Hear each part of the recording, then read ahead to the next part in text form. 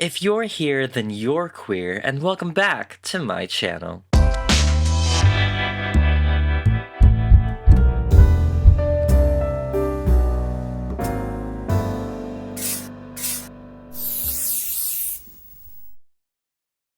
Today, I will show you guys how I made my birthday cake. I really wanted a realistic heart cake, and I had several ideas on how I wanted it to look. Of course, with real food comes real prices and real problems.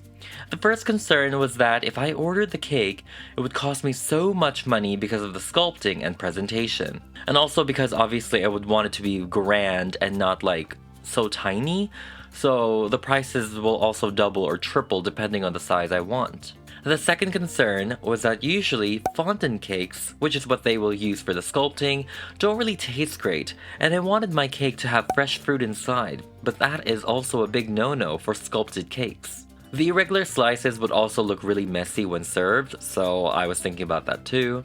The third problem was that I would be really upset if I paid so much money on a cake that I know already wouldn't taste great, but also not look great. I was really concerned that they might not reach my expectations aesthetically, so I was like, what if they don't make the heart as gory or realistic as I would like it to be? I also knew that not everyone will eat cake, and I didn't want to waste food by ordering a huge expensive cake just for it to go to waste. And yes, I inquired with the bakeries if they can make a fake cake instead. You know the styro cakes? But they were also charging like $400 to $500. I'm like, why is a real cake $400 and a fake cake also $400? Like, that did not make sense to me. So yeah, I was like, I'm just probably gonna make it myself. So I was like, let's just make a fake cake for display purposes and serve a better fresh cake for the guests. This way I can really go ham with the presentation and not worry about it melting or getting messed up during the party. My idea evolved on a giant heart on top of a two-tiered white cake. I really love the blood dripping down too, and I love how the heart has the bleeding effect. This also ties in with my costume and kind of like the overall theme. The storyline is like, I ripped out my heart because, you know, my costume actually has like a bleeding wound. So, you know, my heart was ripped off, and so the narrative was that I ripped it out and I'm serving it to the guests for them to feast on or something like that. Either I ripped it out or someone ripped it out, I don't know. But yeah, this is kind of like the story. And with that being said, let's go ahead and get started. So now let's go ahead and start with these two styro pieces. We are going to be making the heart first. And as you can see, they're pretty big. It takes at least, it's like double my hands. So I'm just going to dig this up and I'm going to put them together. Of course, it's, you know, useful to reference anatomically correct hearts, which is what I was doing at this time, trying to get the rough shape correctly.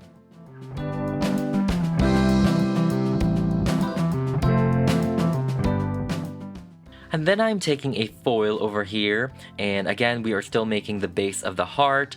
I want to add some mass to this, some muscle, I don't know. Yeah, don't, you know, you did not come to this channel for science. So we came here to fake things, you know, fake it till you make it. So here I have kind of like a rough idea of the heart. As you can see, it's still pretty small, but we are going to be adding clay on top of that. So here I have kind of like how the styro would look. This is the top layer of the cake, and I think it's perfect. I like how big it is. The ratio is perfect for me. So now I'm gonna take my Model Air dry clay. No epoxy sculpt for this one because I didn't want to waste that. So this one I got, I believe, from Michaels, and it is air dry clay, and it's pretty heavy, which is really nice. It sculpts like butter, which is really cool. Fun fact, I actually, when I was trying to make my ball jointed doll, I was using air dry clay for most of those stuff, so this was pretty nostalgic for me. I'm over here just sculpting the heart details. Again, I wanna call them muscles, but I don't think they're muscles. But yes, you know, like the aorta. Hold on, let me pause so I know what the heck I'm talking about. Heart. What was it called? The atrium, the ventricle, the pulmonary artery, the left atrium, the superior vena cava, all of that, like just your normal parts of the heart, but yes, this was really, really cool too. The air dry clay was a little bit difficult to have it stand up, as you can see over here, so I'm using tape to let it dry, because it's pretty hard, it's pretty heavy. So air dry clay, for some reason, is just really, really heavy.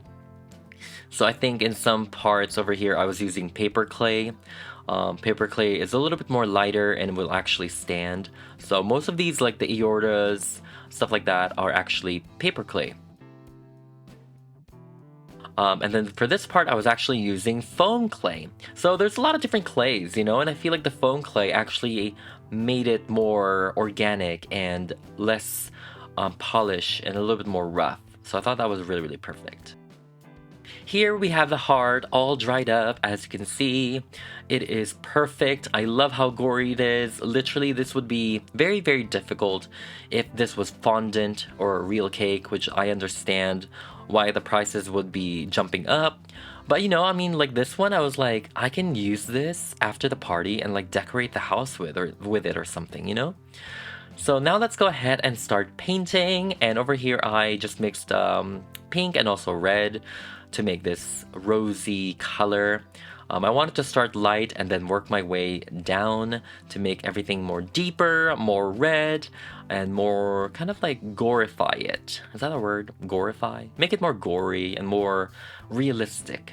I really love painting the heart because, I don't know, it's just really, really cool to add different tones and shades and hues because, like you would think a heart, let's just paint red onto it. But no, the heart has so many different colors. There's purples, there's blues, there's greens in the heart, because of the blood vessels, because of the, I don't know if I'm saying all these correctly, because of the, the vessels, the veins, and all that. Mainly the veins, I think.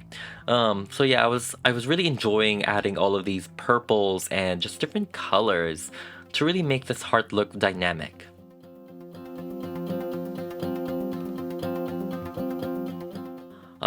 Not gonna lie, it was pretty creepy trying to reference the photos. Obviously I had realistic heart reference photos opened up when I was painting this, and some of them are pretty, they're pretty interesting. So yeah. Over here, I knew it was important to add the veins, so I am just painting those veins delicately.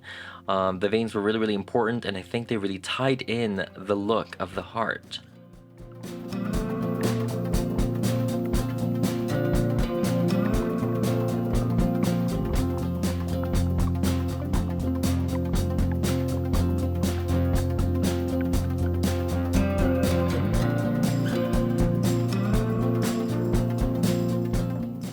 And now we have the heart pretty much painted.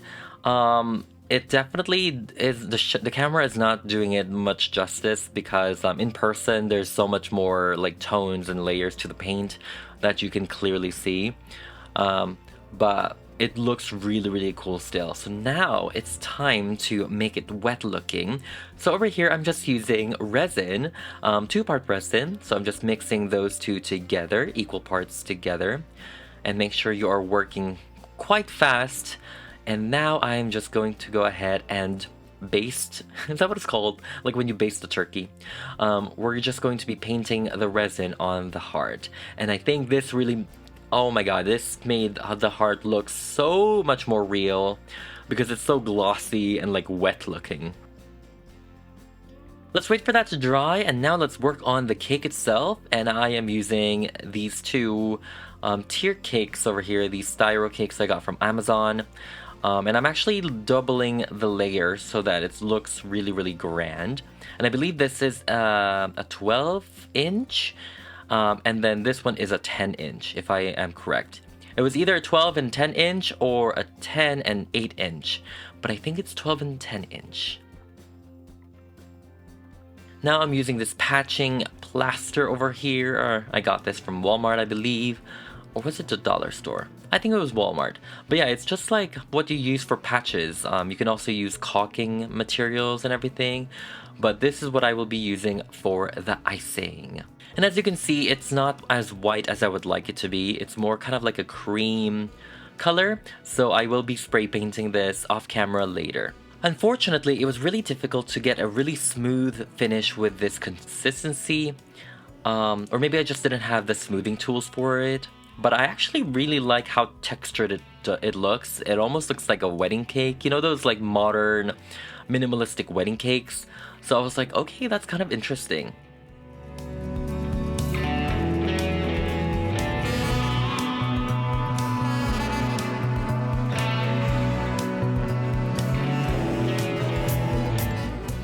Over here, I'm just putting a wooden dowel just to secure it together. And this will also secure the heart together.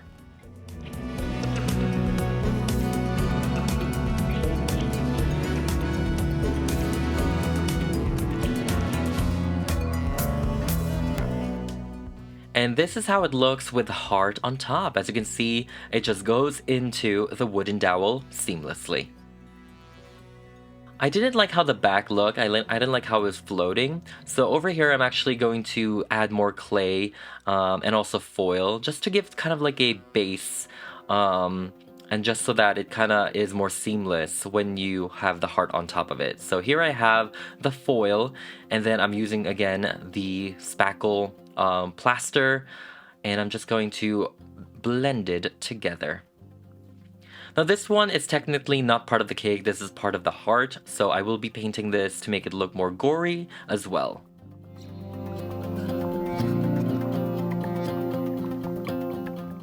And this is how the cake looks so far. As you can see, it looks really, really cool so far. Like I said, I feel like if I put flowers on it or something, it would look like a wedding cake. So, I really like the design. I like how organic it looks. Again, with our resin, I am putting those two together, and this time we're actually going to be adding a red color onto it because this will be our blood. This took a while. It was pretty scary trying to mix the right color of the reds. So this one had burgundies, blood red, purples, greens, like it was a lot of mixture just to get a bloody red color. Because you would think blood is just red, but no, there's a lot of dimensions when you're trying to make realistic blood. And over here, the pouring starts, and this was the most fun ever. I tried to be careful with this. As you can see, I have like a plasterboard to make sure it doesn't drip onto my setup. But it looks really, really cool dripping this together. Oh my god, this was pretty satisfying. And I don't know, this part was just really, really fun.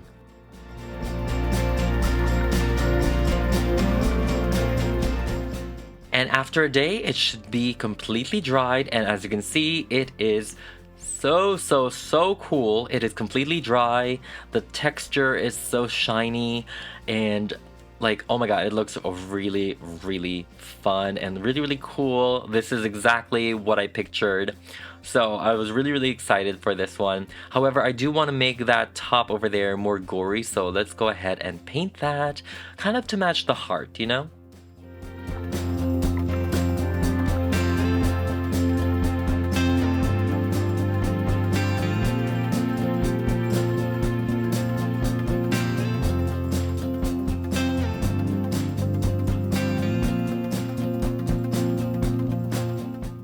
And voila! I put more resin on it so it blends it more. But look how shiny this is. Oh my god. And I love how like hard and strong it is. Now let's go ahead and put on the heart. And oh my god, look at her. She looks absolutely amazing. Oh my goodness. Like I would literally display this in the house just for fun. But oh my god, I am obsessed with this dripping blood heart cake, and I'm so excited to see what people will say.